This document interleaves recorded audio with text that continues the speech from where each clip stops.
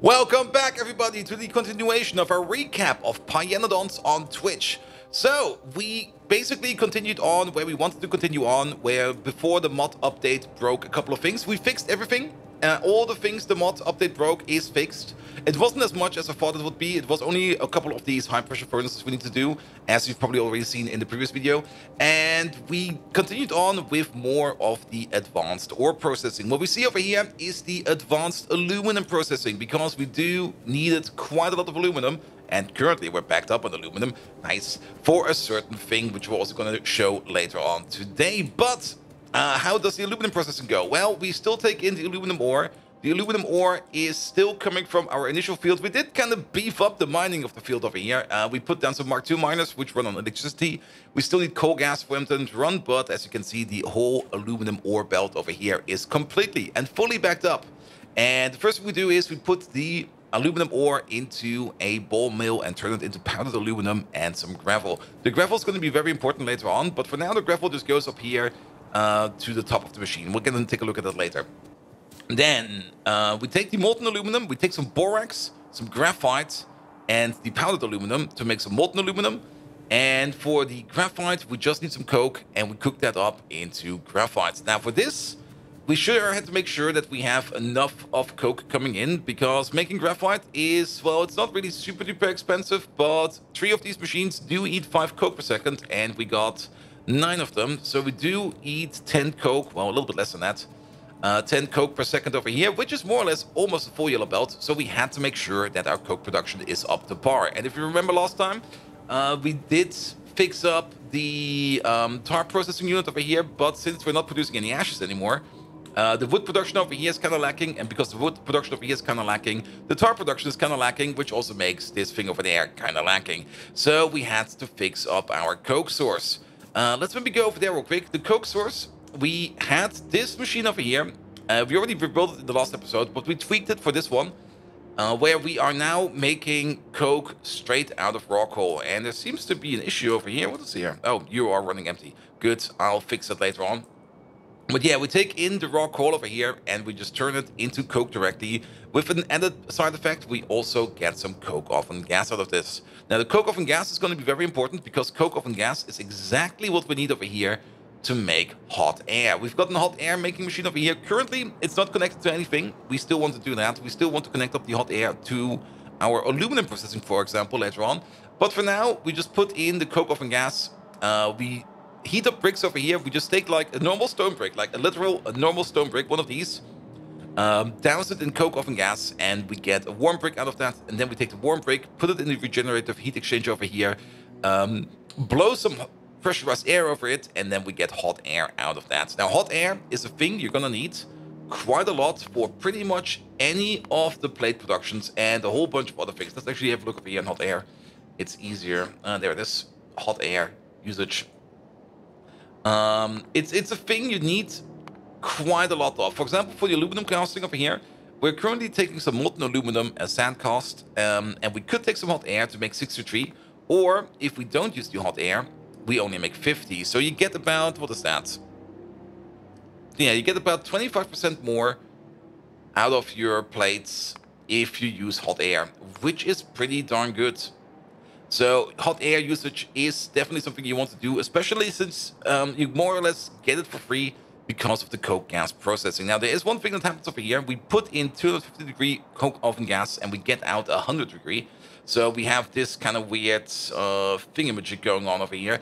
Either way, the coke oven gas does not lose any kind of fuel value based upon temperature. It doesn't matter how hot the gas is, it still will retain a fuel value of a megajoule, which is very important because we use all of this coke oven gas.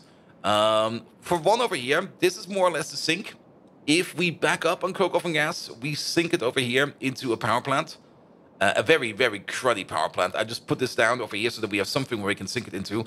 And if we really, really, really can't sink it anywhere, we actually do start to vent it, which I'm not really happy about, but we also don't really want this machine over here to back up and stop. So we have to die one death, and we're gonna die this one over here. Good, but nevertheless, the coke oven gas goes all the way down over here, all the way down, all the way down, and we actually use it now to fire up all of our liquid fuel machines. The smelter over here the glasswork over here, the whole glassworks over here, all of these now run on coke oven gas. And since it has a megajoule of energy, they run quite well on it. They run really, really, really well on it. I can highly recommend using coke oven gas for that. There's later on there's other uses for coke oven gas, but for now it's a good use. It's definitely a good use. Good, but that is coke oven gas over there. And of course, we would love to have the hot air over here, because after we make the molten aluminum over here, we pump it all over here and we cast it over here into plates. But for now, not having hot air is also fine. I mean, we already backed up an aluminum plate, so it's fine. It's fine. Now, the gravel over here. The gravel over here is going to be very important, because the gravel we can recycle back over here, turn it into sand, and then we use the sand over here to make sand casts, which is the thing that we need over here to make the aluminum plate in the first place. So we can basically use the byproduct we get from refining the ore as the sand we need for the sand cast over here. Now, we will make more gravel than we need, so this over here will back up. So we do need some kind of optional secondary output over here at some point in time. Not for now. For now, it's fine. But we do need to sink the gravel somewhere. This also means that once we scale this up and go into full train level, we would not need to import any kind of sand casts. We can make the sand casts on site for whatever we need, which is going to be very important in the future. And speaking of trains, we got our first train over here. The whole reason why we made all this aluminum over here is so that we could increase the duralumin production, because trains over here, they do require a bit of duralumin. It's 25 over here. Every gearbox over here is another 4. Every shaft is none. But the brakes over here, every brake is another 20. So overall, every train, if we have a look over here, every train does require 105 duralumin.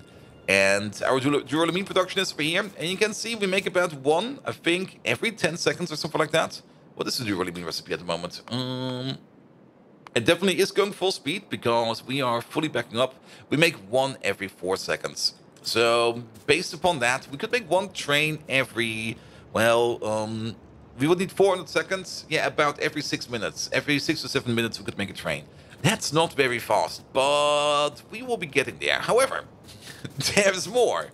One part of the train over here is the gearbox. And there is a little bit of a hidden shenanigan in there. The gearbox does require fish oil. Now, we have not set up a fish oil farm yet. We just took some fish. We took some random fish from the ocean. I mean, if you go to any body of water in Factorio, you will find fish in there. And also, I can't drive through there, so I have to walk. But we just took some random fish we could have gotten from, like, a sea.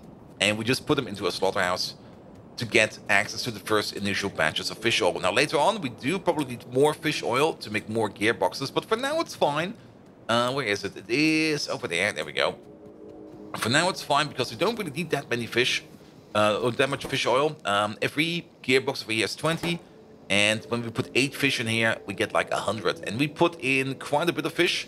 So we are good over here. Gearboxes over here are fine. These over here also do require more duralumin. There we go. Make some more, please. Good, good, good, good, good, good, good. Yes. And of course, this whole thing over here, we do have another issue. And that was the whole reason why we started the first train. This over here used to make quite a lot of coal gas.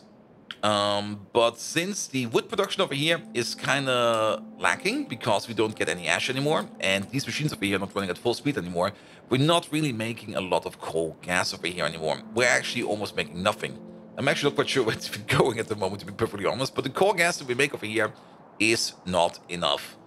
So, we wanted to import the coal oven gas that we have over here, because this place over here is making loads and loads and loads of coal oven gas. It's making so much coal oven gas that most of the time we turn it into syngas, but syngas over here is completely and utterly backed up, which means we can't export the coal oven gas from over here, which we do.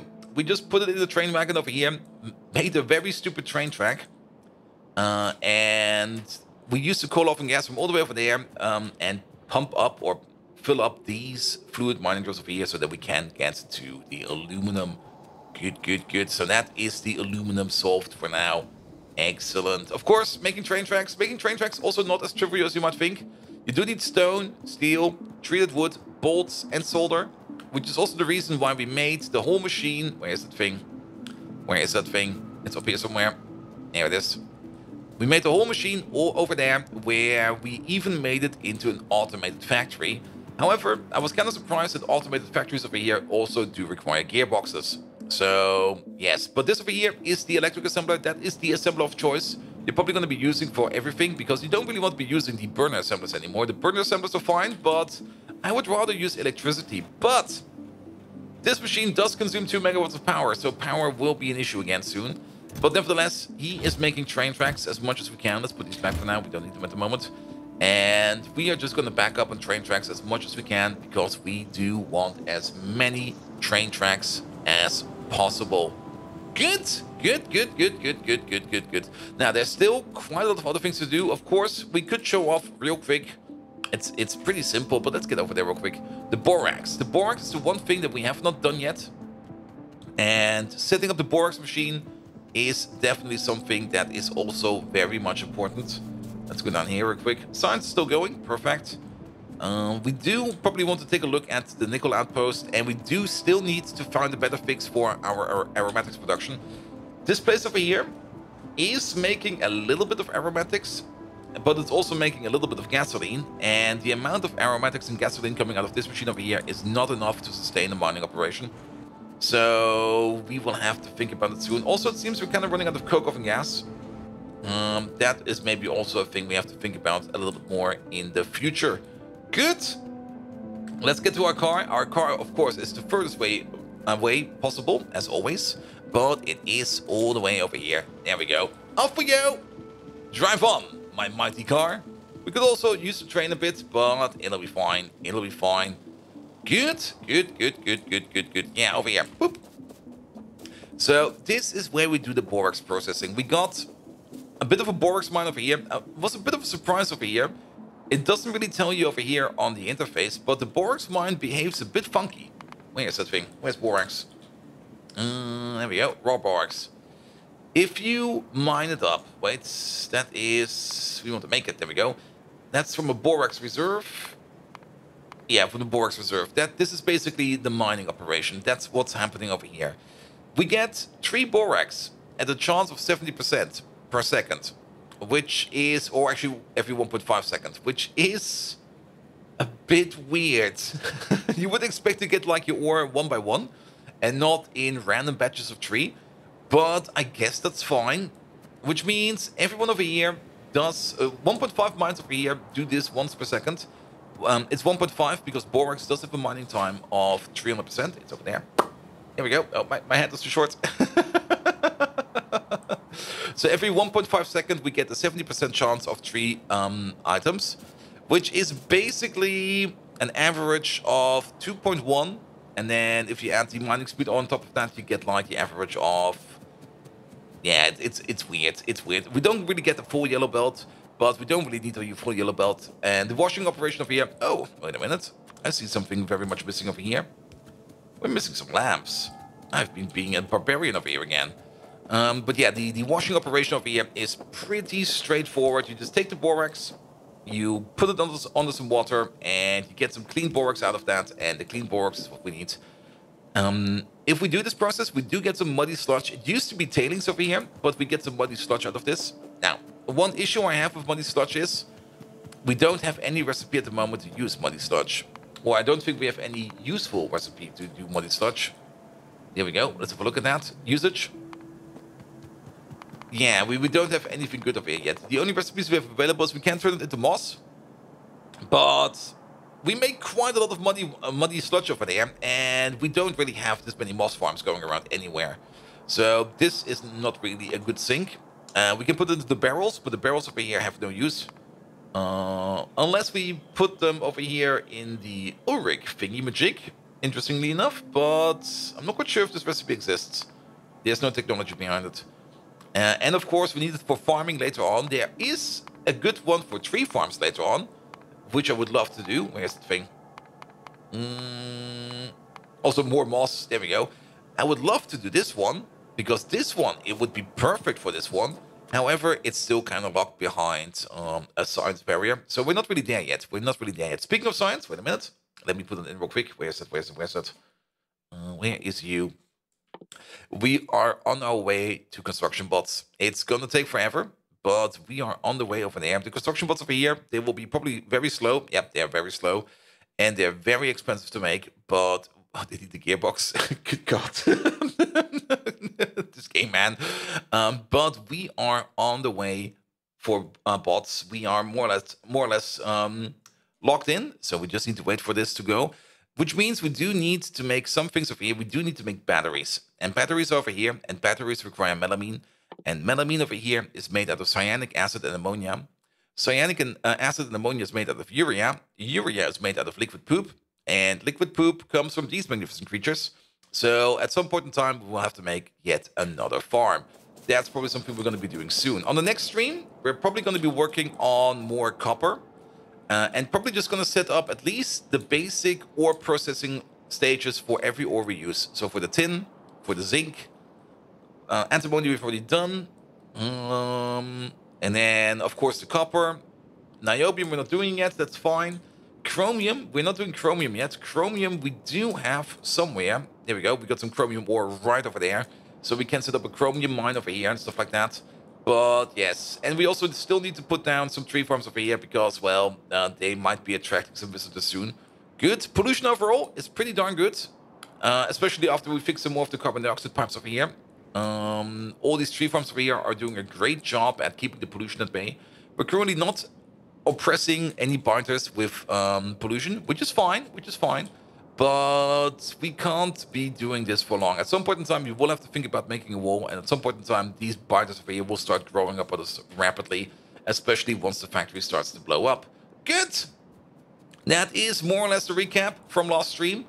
The next stream will be on Thursday, which is tomorrow, by the way, on twitch.tv/BoldViking. So if you want to see more Pyanodons, get over there. I will also be uploading the PyVods a little bit more consistently. I have them all uploaded on the secondary YouTube channel. They are all there, but they're not released yet. I just have to push the correct buttons, and then they will happen over there as well. So no worries. If you want to commit to the full madness of Pyanodons and see the whole stream on YouTube, you can do that. You can do that.